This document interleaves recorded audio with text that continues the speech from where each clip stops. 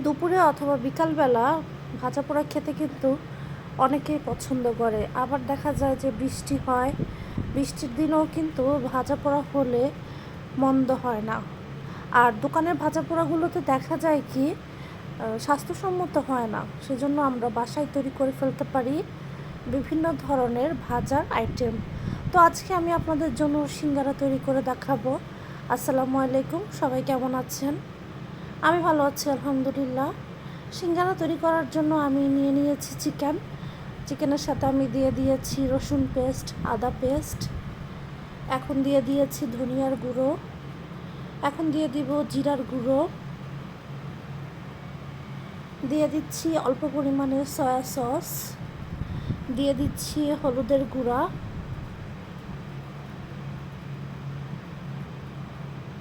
দিয়ে দিচ্ছি লবণ। সব কিছু আমি পরিমাণ মতো দিয়েছি। আর এখন দিয়ে দিচ্ছি গোস্তের মশলা।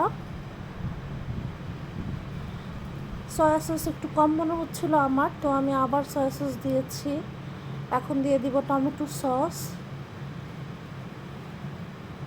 এরপর এতে আমি দিয়ে দিব সরিষার তেল, দিয়ে সব কিছু একসাথে মেরিনেট করে রেখে দিব কিছুক্ষণ।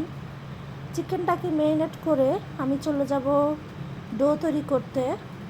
ডো তৈরি করার জন্য আমি নিয়ে নিয়েছি পরিমাণ মতো ময়দা এবং আটা, দুইটাই কিন্তু আমি সম পরিমাণে নিয়েছি। আসলে শুধু ময়দা দিয়ে তৈরি করলে এটা একটু শক্ত হয়, তো আমি আটা এবং ময়দা দুইটা একসাথে মিক্স করে তৈরি করছি।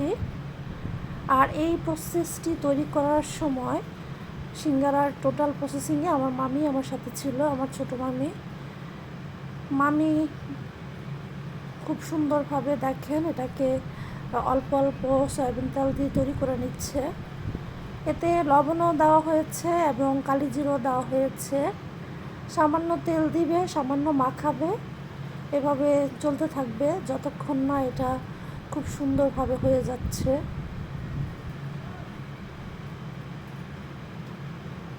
যখন আপনি এটা দেখবেন যে হাতে দলা পেকে যাচ্ছে, তখন বুঝতে পারবেন যে এটা পারফেক্ট হয়ে গেছে। এরপরেতে পানি দিয়ে দিবেন। পানিও খুব অল্প অল্প করে মিক্স করতে থাকবেন। একসাথে দিয়ে দিলে দেখা যায় কি যে এটা আর বেশি হয়তো বা পাতলা হয়ে যায়, তো অল্প অল্প করে পানি মিক্স করে তৈরি করব।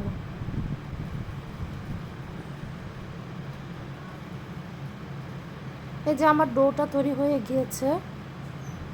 এখন এটাকে আমি একটা সাদা পলির মাধ্যমে র্যাপিং করে রাখবো। এর আগে একটু সয়াবিন তেল দিয়ে দিলাম।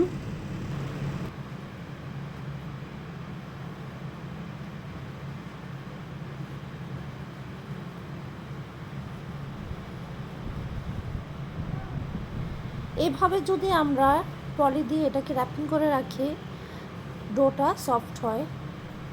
এখন আমি আমার মেরিনেট করা চিকেনগুলোকে দিয়ে দিচ্ছি চুলায়। চিকেনটা যখন সম্পূর্ণ হয়ে যাবে তখন আমি এটাকে নামিয়ে ফেলবো। আর অন্য একটি চুলাতে আমি দিয়ে দিয়েছি আলু সিদ্ধ। আলুগুলো সিদ্ধ হয়ে গিয়েছে। এখন আমি আলুগুলোকে ছিলে টুকরা টুকরা করে নিব। এটা আসলে আমি হাত দিয়ে করছি, আমি করছি না, মামি করছে। সম্পূর্ণ প্রসেসিংয়ে আমার মামি আমার সাথে ছিল, আর আমি আপনাদের জন্য ভিডিও করছিলাম। চিকেনগুলোকে সিদ্ধ করার পরে আমি চিকেনগুলোকে ঝুরা ঝুরা করে নিয়েছি। এখন একটি প্যানে আমি দিয়ে দিয়েছি তেল, তার মধ্যে দিয়ে দিচ্ছি কাঁচা বাদাম। বাদামগুলোকে তেলে খুব ভালো করে ভেজে নিব যতক্ষণ না বাদামগুলো হয়ে যাচ্ছে। বাদামগুলো হয়ে যাওয়ার পর আমি এতে দিয়ে দিব পেঁয়াজ কুচি এবং কাঁচামরিচ কুচি। এরপর আস্তে আস্তে আমি আমার আগের থেকে ঝুরা ঝুরা করা মুরগিগুলো দিয়ে দিচ্ছি।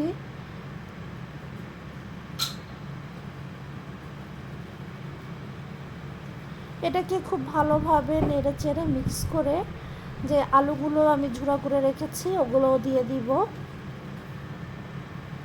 আলুর মধ্যে আমি সামান্য গোস্তের মশলা দিয়েছিলাম। এখন দিয়ে দিচ্ছি পরিমাণ মতো লবণ।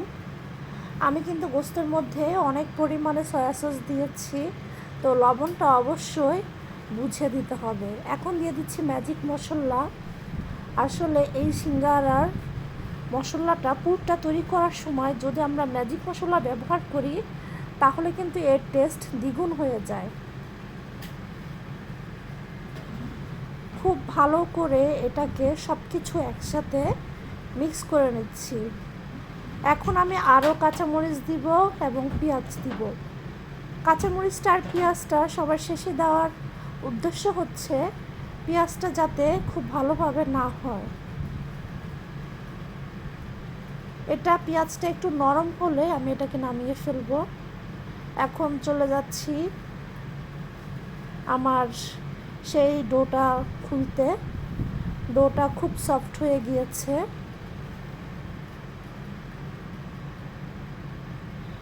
সিঙ্গারাটা তৈরি করার পর সিঙ্গারাটাকে জয়েন্ট করার জন্য যাতে এটা ভাজার সময় খুলে না যায় তাই আমি আরেকটা ডো তৈরি করে নিচ্ছি। এটা খুব পাতলা হবে, সেজন্য আমি ময়দা নিয়েছি এবং পানি দিয়ে দিচ্ছি। আস্তে আস্তে পানি দিব যাতে পানির পরিমাণ বেশি না হয়।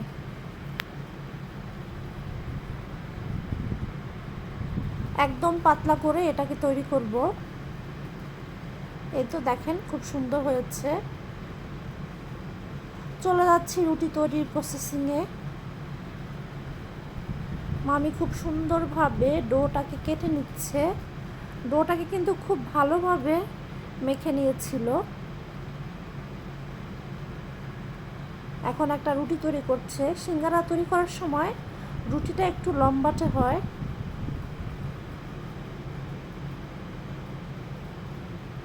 তারপর রুটিটাকে মাঝখানে 2 ভাগে ভাগ করেছে।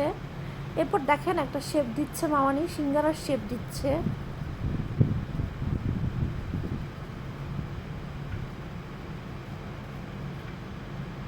আপনারা দেখেন কি সুন্দর করে তৈরি করে ফেলেছে। এখন এতে আমি পুরগুলো দিব। আপনারা কিন্তু এটা চাইলে বাসায় তৈরি করে ফ্রোজেন করেও রাখতে পারেন। তাহলে দেখা যায় কি গেস্ট আসলে এবং আপনাদের ইচ্ছা হলেই আপনারা ভেজে খেতে পারেন। আমরা কিন্তু এভাবে বাসায় তৈরি করে রাখি। এভাবে ফ্রোজেন করে রাখলে আর বাহির থেকে কিনে খাওয়া লাগে না। এই যে দেখেন খুব সুন্দরভাবে মামি কিভাবে তৈরি করছে।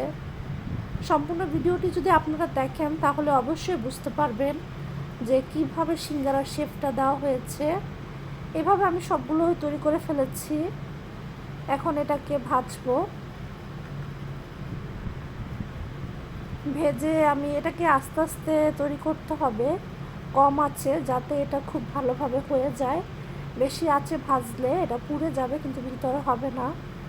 খুব সুস্বাদু হয়েছিল আমার সিঙ্গারাটি। আপনারা অবশ্যই বাসায় ট্রাই করে দেখবেন। আজকের ভিডিও এই পর্যন্তই।